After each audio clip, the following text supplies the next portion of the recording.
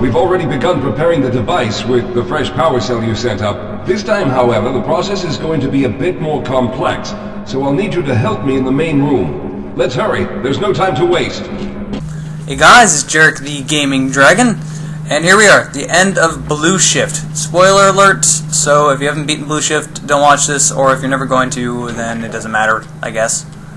But yeah, this is the final chapter of Blue Shift. Alright, I'll stay down here to monitor the system levels and direct the procedure. I need you to climb up to the control room and activate the main power.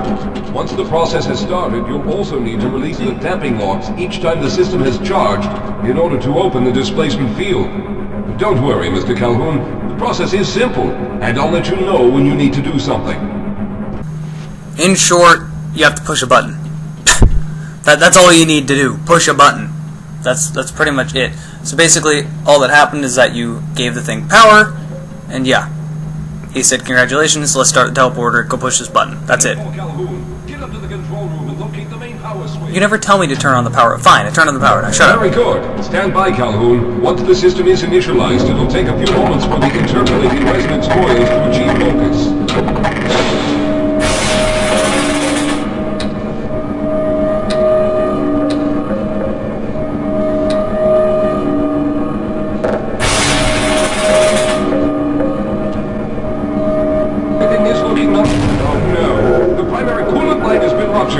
Calhoun, go to the valve located on the catwalk and release the pressure. Hurry, before the system overheats. Cue things teleporting right next to you as you're trying to do something, because that's how Half-Life works.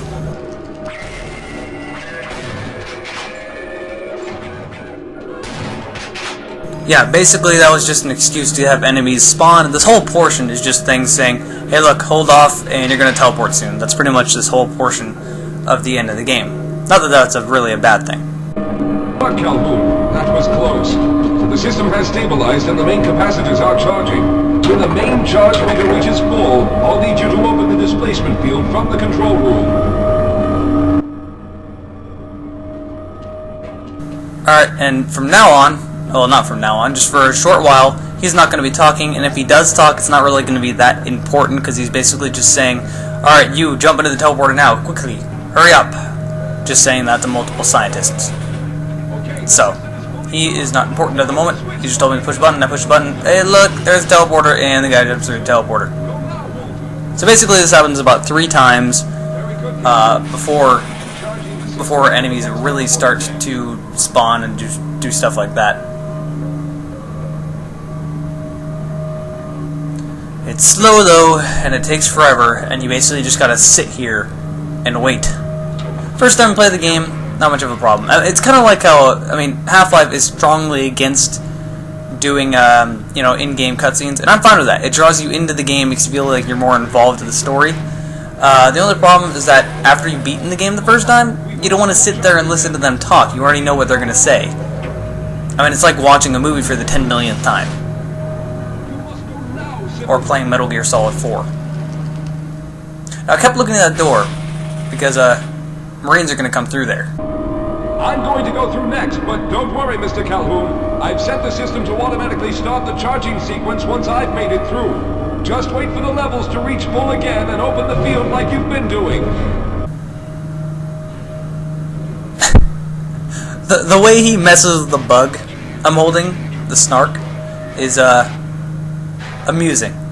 You can hear them pounding on the door. Marines are going to come through there. That's why I'm looking at the door.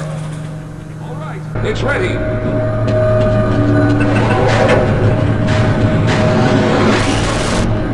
luck, Mr. Calhoun. I'll see you on the other side. And now cue all the enemies spawning everywhere while you gotta wait for it to recharge and then you to go through, because that's just how Half-Life works. And like I thought, I remember them coming through the door, and this isn't the most opportune time to use the snarks, since they attack you as well and you don't have any protection from them. It still makes me laugh how he shakes them. I just wanted to use them, because I had them. I had 10 of them, and I wanted to use them because they're fun. They're just amusing.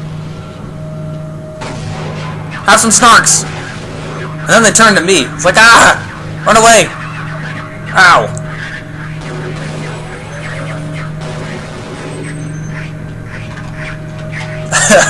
Those things are so hard to run away from.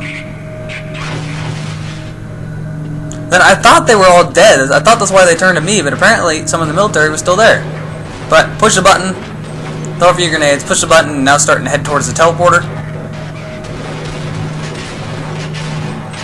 Figured I'd kill them first. They did.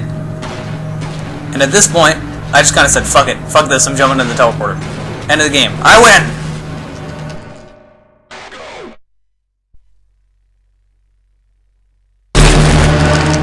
Ah, there he is! Calhoun, you've arrived! When you didn't come through right away, we thought that the... Oh no, there's something wrong here. Simmons, come look at Calhoun! His body seems to be in some sort of resonance displacement.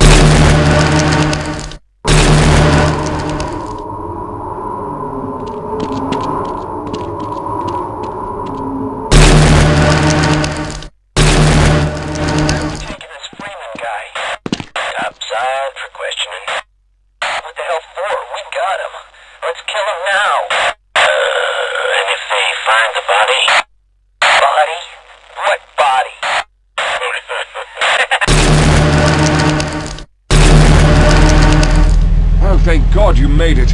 I was worried that a malfunction occurred at the last moment and you might have been caught in an infinite harmonic reflux.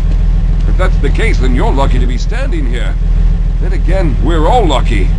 Thanks to you, however, we were actually able to pull off this harebrained idea. We made it, Mr. Calhoun. We made it.